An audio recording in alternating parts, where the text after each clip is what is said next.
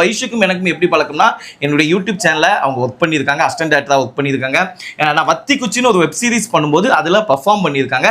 நல்ல திறமையான பொண்ணு. உண்மையிலே சொல்கிறேன், வைஷு மாதிரி ஒரு திறமையான பொண்ணு கிடையாது. நல்ல டேலண்ட். அவங்களுக்கு நிறைய ஆசைகள் இருக்குது, நிறைய படம் பண்ணணும், நிறைய ஷோஸ் பண்ணணும், இப்படிலாம் ஆசைகள் இருக்குது. என்கிட்ட நிறைய ஷேர் பண்ணியிருக்காங்க.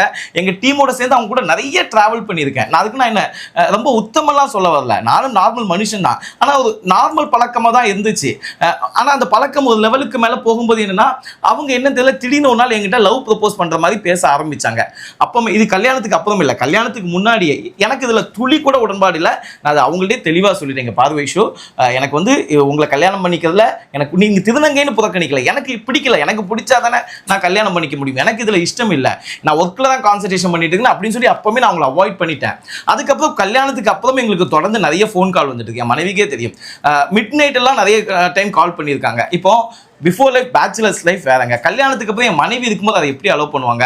2-3 வாட்டி கால் பண்ணும்போது அவங்களும் சொல்லி திட்டிருக்காங்க நிறைய வாட்டி. ஏன் இவங்க கால் பண்ணுறாங்க, பகலில் வேணா பேசட்டும். அப்போ கூட நான் சொல்லுவேன், இல்லைப்பா நல்ல பொண்ணுப்பா, ரொம்ப கஷ்டப்படுற பொண்ணுப்பான்னு, பகலில் நீங்கள் பேசுங்க, நைட் யாருமே கால் பண்ணுவாங்க. தொடர்ந்து இந்த மாதிரி தொடர்ந்து டார்ச்சர் பண்ணிகிட்டே இருக்கும்போது தான் அவங்கள என்னுடைய வாட்ஸ்அப்பு, இன்ஸ்டாகிராம், என்னுடைய நம்பர் எல்லாத்தையும் பிளாக் பண்ணி, அவங்களுக்கும் எனக்கும் சம்மந்தமே இல்லாமல் இருந்துச்சு. ஆனால் திடீர்னு வந்து நான் உன்னை காதலிக்கிறேன் அப்படிங்கிறீங்க.